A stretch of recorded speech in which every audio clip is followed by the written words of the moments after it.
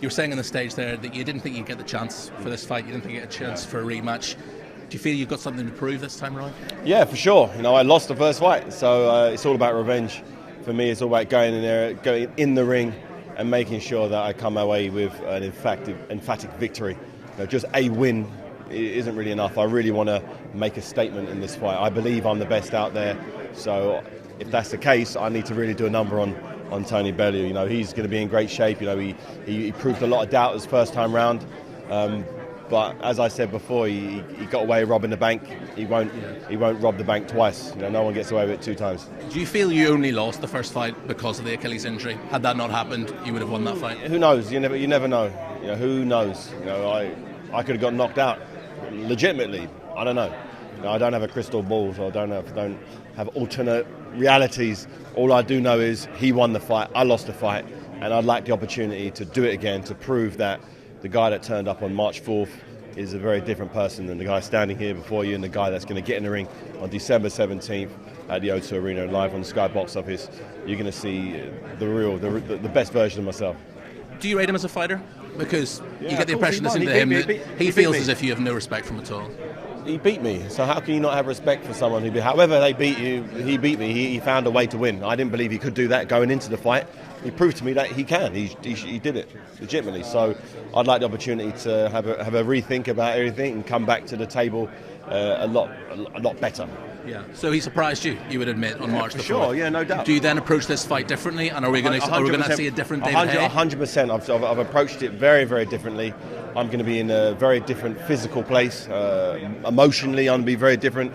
I've had a full overhaul of my life and my boxing, and you'll see the new me. I've said it before, and I've come crashing down in the past. But I'm 30, but I'll be 37 by the time I get in the ring. And I've been a professional for many, many years, and it's time to really bring the best out of myself now. You've had a change of trainer as well, which would unsettle some fighters, especially when you've been with Shane for a while. Yeah. What's that changed? He brings kind of a new philosophy on boxing. It's not just so much about the punches that you throw or how many punches you throw.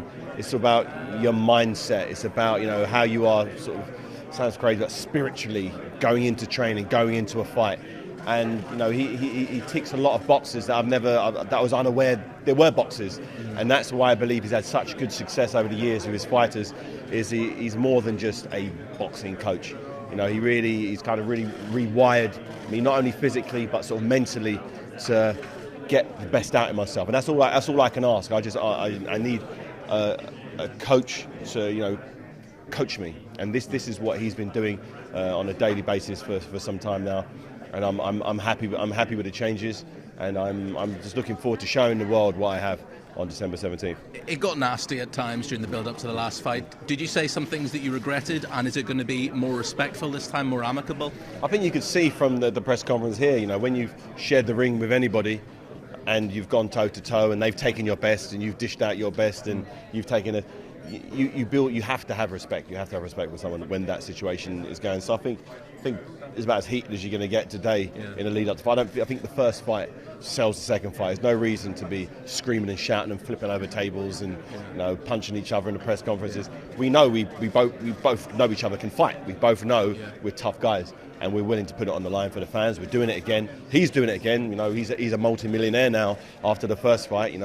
Is he going to have the same desire going into this rematch than he had the first time? The first time round, he said it to anyone that had listened that his motivation was to secure his family, which I did many years ago, but he's finally done that now. So he's going back into the ring again. What is his motivation? He says his motivation is he's got a screw loose. Well, anyone who has a screw loose doesn't know they've got a screw loose. The fact he's saying he's got a screw loose, it's not really that. So I don't know what his desire. He says he doesn't like boxing, doesn't like training. I do. I love it. I've always loved it. So I don't know what his motive. Maybe it's just some more cash, more millions. Maybe more millions. The money that he generated from the last fight will go a very long way in London, let alone in Liverpool. So he's maybe just wants some more 7 zeros in his bank account. Maybe I don't know. So you say you have respect from this time, but you also say he's not going to hear the final bell, so that might sort of be contradictory to some people. No, it's not contradictory. I respect him as an athlete. Yeah. I respect the fact that he was willing to get. I respect the fact he's willing to get back in the ring more than anything he did in the first fight. The fact that he's going to go back into the ring with me shows me that you've got to give him nothing but respect, because it's a dangerous place. As I said, the odds makers make him an underdog going into this fight. So he's going to put himself back in harm's way to earn some more money, and it's a dangerous place to be. He said it. I think he took out life insurance right before the last fight. Something must have been on his mind, but he's going to do it all over again.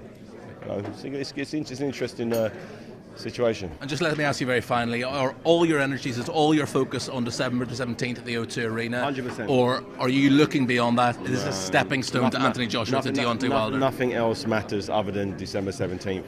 I'd be absolutely foolish to underestimate any part of this fight. I need to be the very best I can be. So there's no December 18th. There's none. There's no December 18th in my mind. My whole life is focused on December 17th.